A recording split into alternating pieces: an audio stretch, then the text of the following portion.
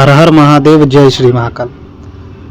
हाँ जी, तो आज का जो विषय हमारा होने जा रहा है कि साधना में असफलता क्यों मिलती है। इसके कुछ मुख्य कारण होते हैं जो हमें ज्ञात हैं और यह सारी बातें गुरुमुख से प्राप्त हुई हैं। देखिए, साधना में असफल होने की एक सबसे बड़ी और सबसे मुख्य कारण की बात करने वाले हैं। देखिए, कारण तो बहुत सारे हो सकते हैं, लेकिन एक कारण जो है, जो बोलते हैं ना कि बगल में छोड़ा गांव में ढिंडोरा, तो यह वैसे ही बात है। तो इसमें है क्या कि स्थान देवता, शायद सभी लोग जानते होंगे स्थान देवता के बारे में। जो भी इस लाइन से जुड़े हुए हैं उनको स्थान देवता के बारे में अवश्य पता होगा। अगर नहीं पता आपको, तो स्थान देवता जो आपके गांव है, जो जिस गांव में आप रह रहे हैं, उसी गांव का एक देवता होता है जिसको स्थान देवता के नाम से जाना जाता है। उनके साथ एक देवी भी चलती हैं जिनको स्थान देवी के नाम से कहा जाता है। यूपी और बिहार में इनको डीह और सायर के नाम से जाना जाता है। ठीक है, अब बात आ जाती है कि इनका साधना में असफलता से क्या मेल है और क्यों, किस लिए हम यह बात कह रहे हैं।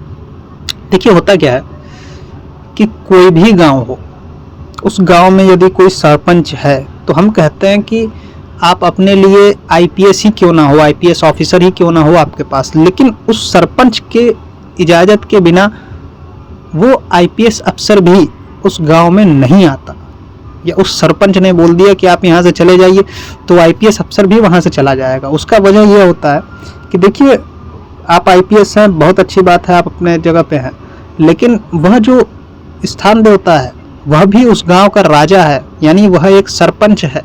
तो सरपंच है तो उस गांव में तो उसकी बोलबाले है ना भैया।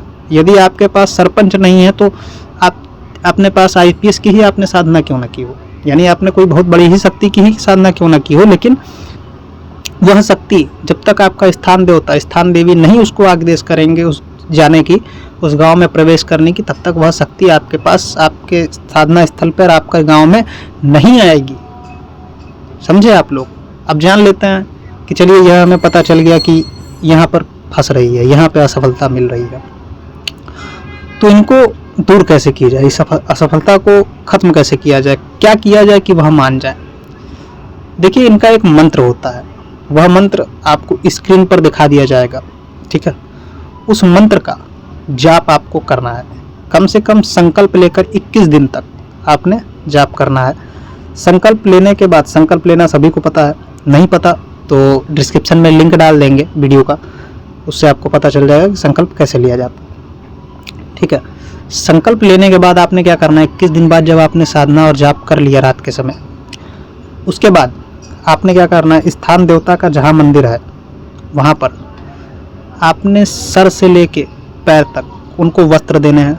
आप सभी जानते हैं कि चोला, जो चोला चढ़ाया जाता है देवों को और देवियों को, वह चोला ले लेंगे, 16 श्रृंगार ले लेंगे।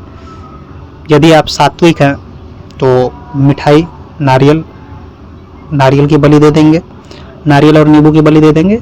ठीक है, यदि आप तामसिक हैं या आपके जो क्षेत्र मतलब स्थान देवता है वह तामसिक हैं, तो उनको क्या देना होगा, उनको आपको मुर्गा और जो गाजे आते हैं, तो गाजे जो चिलम में आते हैं उनको भर करके आपको देना पड़ेगा।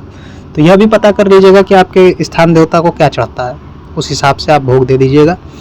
भोग दे देंगे 21 दिन जाप करने के बाद, संकल्प लेने के बाद, फिर भोग देने के बाद आपका जो रास्ता बंद है उसे आप खुलवा लीजिएगा, स्थान देवता से आग्रह कीजिएगा, तो वह रास्ता आपका खुल जाएगा। फिर आपकी शक्ति, जो साधना आप कर रहे हैं, शक्ति आपके पास नहीं आ रही है, साधना में अड़चन आ रही है, विघ्न आ रही है, वह सब हट जाएंगी। आपकी शक्ति आपके पास अवश्य आएगी और जो भी कहेंगे वह करेगी, जो कार्य आप बताएंगे वह कार्य होगा, कहीं से कोई विघ्न नहीं आने वाला है। ठीक है साधकों।